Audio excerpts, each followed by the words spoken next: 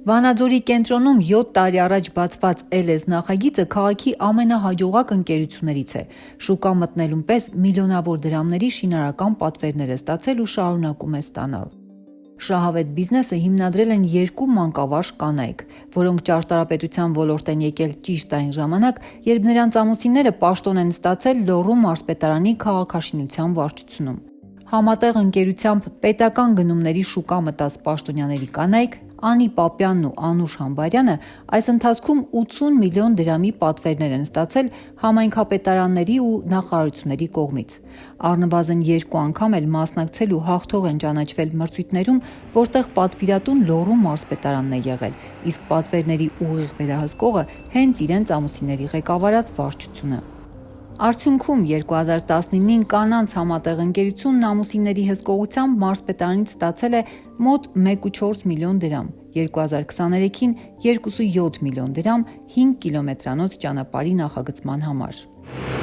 Ամենախոշոր մոտ 10 միլիոնանոց պատվերը ստացել են այս տարվա հունվարին Սպիտակի համայնքապետարանից։ Իդեպ ընկերությունը պատվերներն ստացել է առավելապես 1 անձից գնման կամ գնանշման հարցման միջոցով, առանց իրական մրցակցության։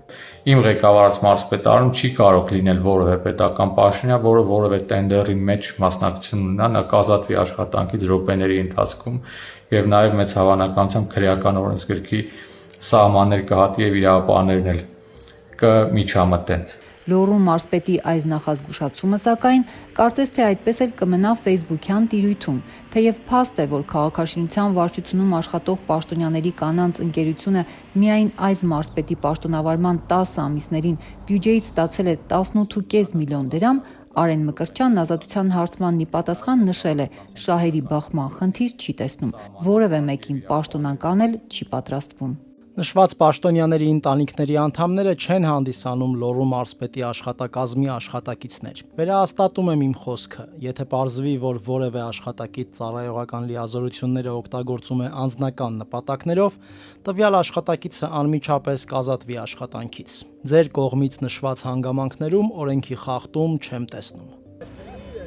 Օրերս, երբ աղմուկ էր բարձրացել Վանաձորի քաղաքային լճի տարածքում շատրվաններ կառուցելու ծրագրի շուրջ, Լուսավոր Հայաստան կուսակցության առաջնորդ Էդմոն Մարուքյանն էր կասկած հայտնել, թե մարզպետարանում որոշակի շահեր կան այդ նախագծի ետևում։ Քաղաքում որ հարցնում ասեմ, ինչու են լավ, ինչու են կպած ուզում դնեն այստեղ շատրվան, էլի իմաստը որն է, ինչի շատրվան,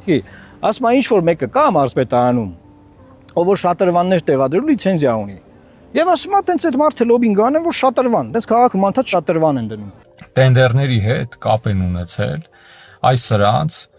առաջ մի քանի գրոշ շպրտող տարբեր հաստագլուխներ եւ հաստավզեր, որոնք թալանել են Հայաստանի Հանրապետությունը տասնամյակներ եւ այդ թվում Վանաձոր քաղաքը։ Մարզպետ Արեն Մկրտչյանը շտապել էր հերքել պնդումներն ու օրեր անց ֆեյսբուքյան էջում անհասցեն նախազգուշացրել՝ խելքներդ գլուխներդ հավաքեք։ Խելքներդ գլուխներդ հավաքեք։ Ես սա անպատասխան չեմ թողնի։ Ես նաև դատական հայցեր եմ ներկայացնելու այս զրպարտությունների համար։ Մինչ մարզպետն իր ենթակաների կանանց մասնակցությունը պետական տենդերներին խնդրահարույց չի համարում, Ազատությունը եւս մի փաստի մասին էր հրապարակել։ Մարզպետարանի քաղաքաշինության վարչության գլխավոր մասնագետ Լևոն Հախինյանի մորը պատկանող Ղարաքիլիսա ընկերությունը եւս հաճախ լինելով միակ մասնակիցը միայն վերջին 2 տարում տասնյակ միլիոնավոր դրամների պետական պատվերներ է ստացել։ 1 տարի առաջ Ղարաքիլիսա ընկերության պաշտոնական հեռախոսահամարով Ազատության զանգին պատասխանել էր ոչ թե իր մայրը կամ գործադիր տնօրենը, այլ հենց ինքը, մարզպետարանի գլխավոր մասնագետ Լևոն Հախինյանը։